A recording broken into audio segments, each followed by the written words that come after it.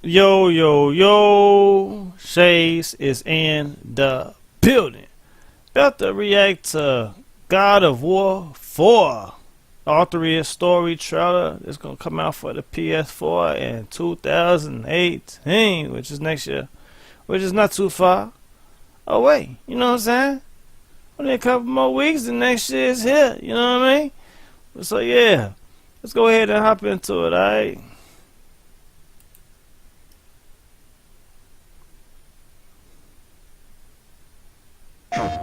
Gather round, mortals. For the first time, hear the tale of young Atreus' maiden trip into the perilous Norse wilds, where malice and danger abound. Attempting to help a vulnerable creature, the boy wandered out beyond his protected woods alone. But I can't tell the whole story here, can I? Who You'll knows? have to step inside. Alright, I'm inside. Let me check it out. Atreus awoke to find his father missing. Not that there was anything unusual about that. Tasked with retrieving their dinner, Kratos would often take leave on day-long hunts. Why it took all day, Atreus never fully understood, but he knew better than to ask. After a quick breakfast, the boy got up and headed outside to practice his archery. He drew his bow taut, let his deep breath loose, and released an arrow. It sailed far beyond his target, becoming just another stick in the woods. The boy sighed. He'd have to find it later, likely when he wasn't looking for it. Determined to hit the target this time, he grabbed another arrow and focused hard. He held the string till his arm burned and let it fly. A bullseye! Well, almost. Maybe if you looked at it from a certain angle. You know. His mother called, and though he wasn't quite done yet, Atreus put his arrows down and went inside.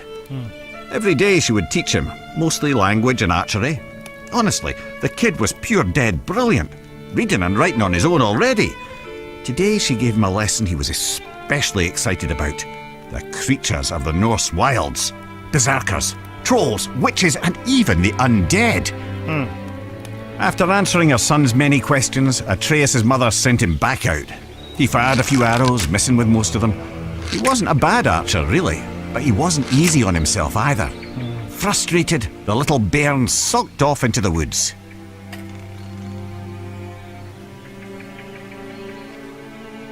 Okay. Don't sulk yourselves. Follow the boy to the next area.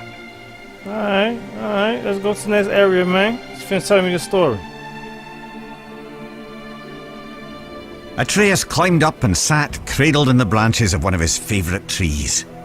On days like this, he liked to close his eyes, listen to the forest, and let his mind wander. This kind of solitude never felt lonely to him. Perhaps because he could hear things others could not. Okay. Ever since he could remember, the thoughts of others, animals mostly, could intrude upon his own. He couldn't much control it, and he didn't tell his mother or father of it. What? Get early access to year-end flooring Hold clearance on, deals man. at Lumber Let me Liquidators. stop in the Shop now and get story an or whatever. extra I was getting 5% into off this. preview Get deals and extra back to the story. Alright. Just gonna stop the story. He couldn't much control it, and he didn't tell his mother or father of it. But it only added to the boy's absolute captivation with what adventure might lie past his all-too-familiar woods. Okay. As Atreus craned his head in an attempt to hear even farther, a desperate cry for help crept in at the edges of his mind. Not a whisper in his ears, but rather a shout inside his skull. Atreus shot up, and as he did, heard a second voice. A call to adventure, taunting him with the promise of a hero's journey. He jumped down from the tree and ran toward the voices. They grew louder and louder, overwhelming him to the point that he halted abruptly, stumbling as his inertia nearly overtook him. He hesitated there, knowing it would displease both his parents to venture further. In response, the voices only grew more urgent, demanding his attention. The lad could barely concentrate with this cacophony filling his head. He decided to follow the cry for help. Even as he did, the other voice derided the boy, calling him a coward. But if Atreus were to disobey his parents, it would have to come with good reason. Surely, he thought, they couldn't be too upset at him for responding to a distress call. Nearly convincing himself this might be true, Atreus took a deep breath and stepped out of the protected woods he'd known all his life into the foreboding Norse wilds. Okay, so I guess we go Delve smash deeper Atreus. into the woods. Alright. Unless, of course, you're too frightened. Let's go check this out, bro. We ain't never scared over here. Making his way through Midgard's unfamiliar terrain, the pained cry of a wounded doe rang out, carried on the frigid breeze. After attempting to study the patterns of nearby tree roots to use as a guide back home, he set off in the direction of the injured animal. He imagined himself as the gods from his mother's stories, travelling to distant realms on the great tree Yggdrasil. He was brave Tyr, mapping the unknown for the good of all the realms. He was the mighty Ullr, on a hunt for honour and glory. He was lost, completely and hopelessly so. The woods now seemed to be a repeating maze of trees and jagged boulders. His growing panic was interrupted by sharp screams of agonising pain. The wounded animal was near and in true peril. Forgetting his own dilemma, Atreus shot toward the cries of the beast. And there, in a clearing near a creek, he saw it. A wounded doe lay on the ground. The matted, blood-stained fur on its chest heaved up and down as it struggled to breathe. An arrow jutted out of its neck. But what hunter would seek an innocent doe and fail to finish it off? The animal looked Atreus straight in the eye. Its pained grunts eased now as its pupils contracted. The one he had called had come. "You're safe now. I'm here," Atreus said, clumsily attempting to comfort the poor soul. "You can let go." The doe's strained breath became shallower. It took one final gulp of air in and ceased to move. Atreus laid his hands on the doe's heart and softly recited Norse death rites, inspired by his mother's teachings. The boy sighed, and his eyes drifted upward. As they did, he noticed there was far too much blood on the ground for a simple arrow wound. The red stains in the snow trailed off into the deeper brush. Atreus jumped to his feet to follow it.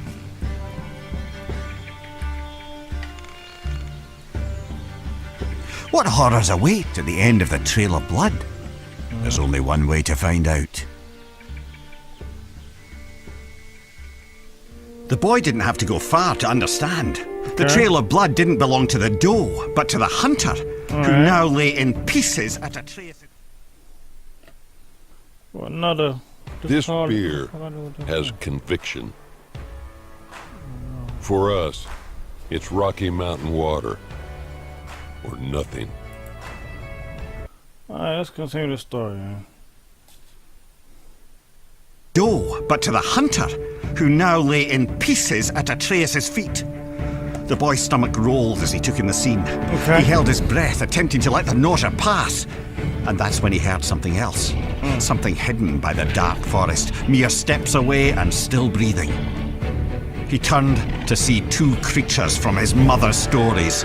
Heaving, vile, undead monsters of pure rage.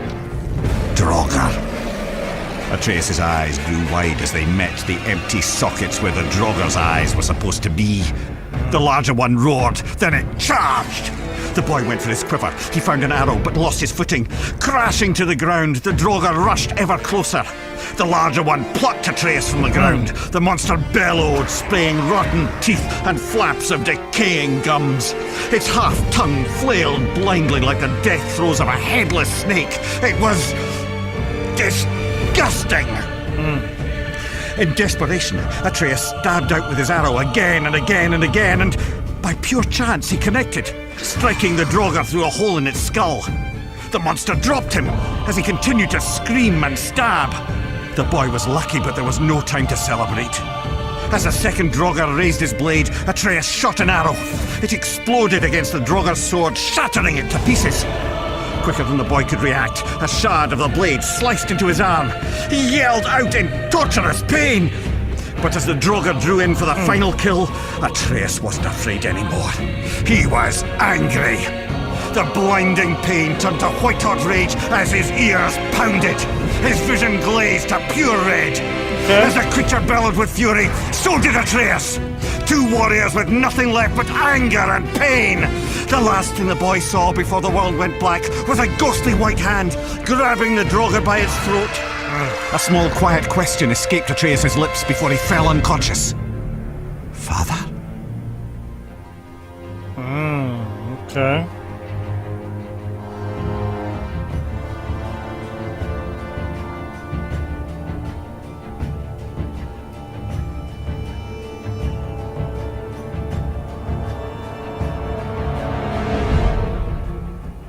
So that's their stuff like in the museum or something.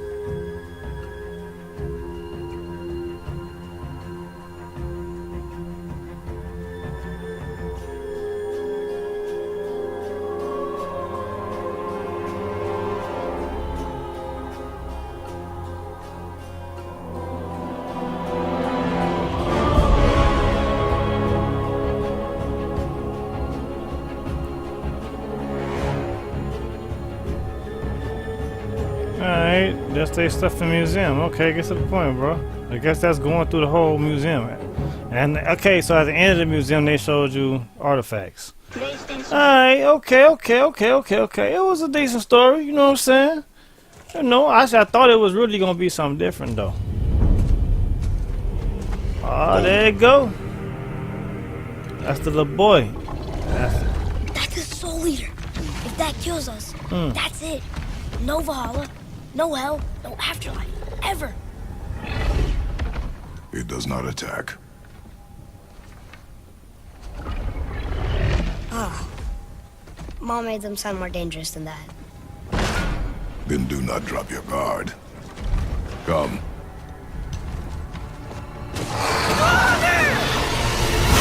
Woo! There you go. Combat war, okay.